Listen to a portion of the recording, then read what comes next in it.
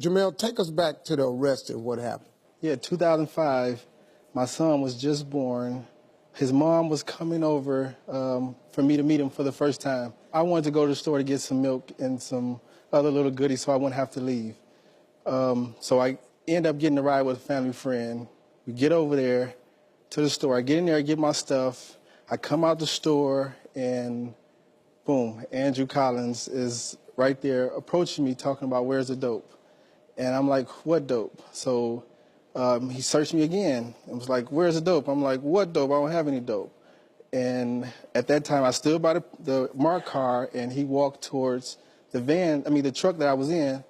And when he came back this time, he wanted to search me again. And I'm like, at this time, I'm mad. I'm irate. I unbuckled my pants and pulled down my pants and underwear, raised up my shirt, and was like, I don't have any dope. And from that point, I went to jail and never got to see my son, and sentenced to 10 years in federal prison. Yep. Andrew, why did you arrest Jamel?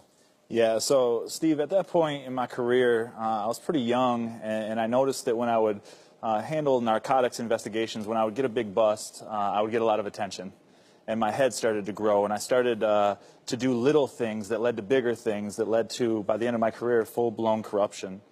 So on that day, I got a tip that there was going to be drugs delivered to that location. When I got there, there was one gentleman there, and then Jamel came out. And I wasn't sure what Jamel's part was with it, but I felt like the gap that was there in the story was my job to fill for justice to be served. So we found an ounce of crack in the car, and I just basically made up the story that Jamel had to have known because it was his drugs. So I wrote the story as, so if any reader would listen or read, they would say, well, yeah, it was his dope. Okay, so Andrew, how did this truth catch up? How did we get here? Right, yeah, so that was 2005. By 2008, these little steps towards corruption I was a full-blown corrupt cop. And I ended up getting caught with crack, heroin, and marijuana in my office, and then the feds got involved. And so I shut down immediately because I didn't want to be prosecuted. But the longer I was away from police work, the more I wasn't just sorry that I got caught, but I was sorry for what I had done to people. Because this wasn't who I was. It was who I allowed myself to become. So just through prayer and what God was doing in my life, I went to the feds and I said, I want to tell you the truth. I want to own up to everything. So we sat down and we started picking through these pieces of bad reports that I had done. Because it wasn't just Jamel. So by the end of that, over 50 to 60 cases were overturned. And then I pled guilty in January of 2009. I was looking at 22 years in prison. I ended up only doing 18 months by the grace of God. And a week after I pled guilty, Jamel was released from prison.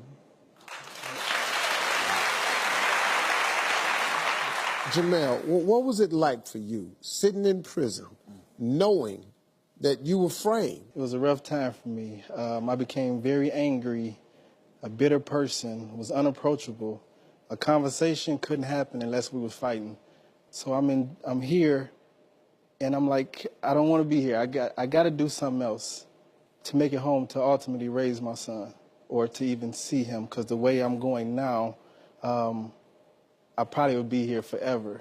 So I was in my room one day, Steve, and there was a Bible on the table. I grabbed the Bible, looked at it, I'm reading it, then I'm not reading it. It's like a song kept playing in my head that you can't get out, and it was just let it go, let it go, let it go.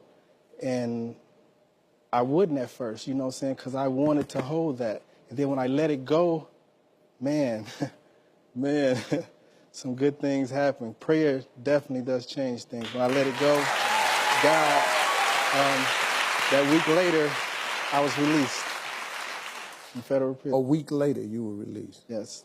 So you ended up doing? 4 years. 4 years. Yes.